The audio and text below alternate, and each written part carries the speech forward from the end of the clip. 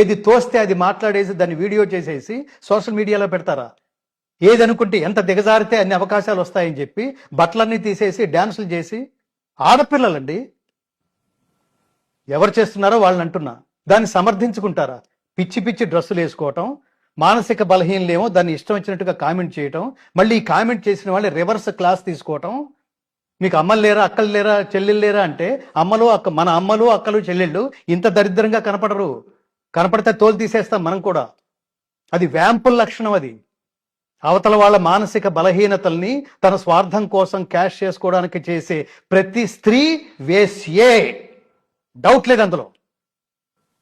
దేనికి నువ్వు బట్టలు తీస్తున్నావు అంటే అవతల వాడిని ఏదో ఆకర్షించడానికి. తప్పు కదా అది. ఆకర్షించబడిన వాడు ఎలా ప్రవర్తిస్తాడు? జంతువులాగా ప్రవర్తిస్తాడు. దానికి ఎవరు కారణం? నువ్వే కదా కారణం. నీ తప్పు తెలుసుకోవటంలా, నువ్వు సిగ్గుపడటంలా. నేను ఎప్పుడు చెప్తుంటాను, స్త్రీ జాగ్రత్తగా ఉండాలండి. అందుకని ఇంకా గట్టిగా తిట్టాలి వాళ్ళని. ఎందుకంటే పురుషుడు బీజం పాడైతే బీజానికి మాత్రమే నష్టం. స్త్రీ క్షేత్రం పాడైతే సమాజానికి నష్టం. చాలా మంచి ఆడపిల్లలు ఎంత దేవతల్లాగా కనిపిస్తాయి. ఈ అమ్మాయి దేవతలాగా కనిపిస్తుంది. ఆ మాట చూడండి. నేను కొందరిని అంటున్నా. వీళ్ళని చూసి ఇంకొక మానసిక మనం కూడా ఇలా చేస్తే మనకు కూడా డబ్బు వస్తుంది, పలానా ఒక దరిద్రపు ఏమంటారు ఒక సీరియల్ ఉంది, అందులో అవకాశం వస్తుంది.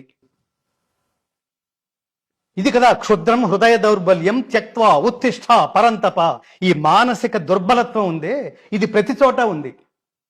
ఎలక్షన్స్ లో మందు పోస్తే, ఎలక్షన్స్ లో డబ్బు పంచి పెడితే మనం గెలుస్తాం. వీళ్ళ ఏలుబడిలో ఉండేవాళ్ళు.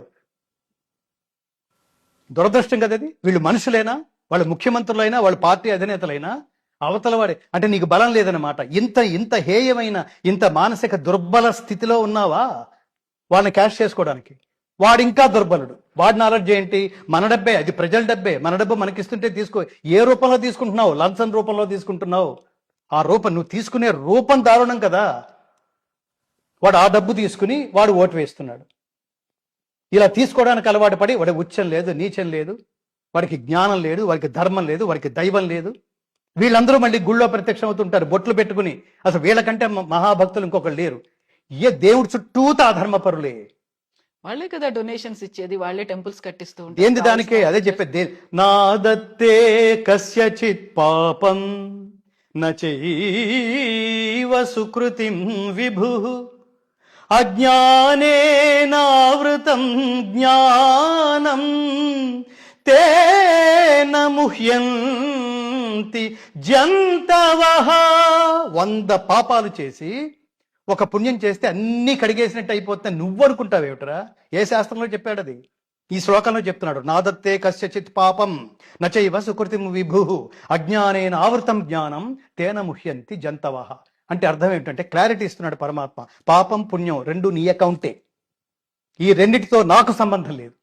ఎవని పాప పుణ్యములను పరమాత్మ స్వీకరింపడు. నీ పాపం నీ పుణ్యం నీ అకౌంటే. రక్షంతి పుణ్యాని పురాకృతాని.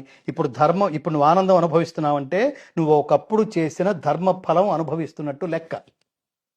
నువ్వు ఇప్పుడు అధర్మం ఆచరిస్తున్నావు, నువ్వు ఇప్పుడు బాధగా ఉన్నావు అంటే ఏ రూపంలో అయినా వ్యాధి రూపేణ బాధతే.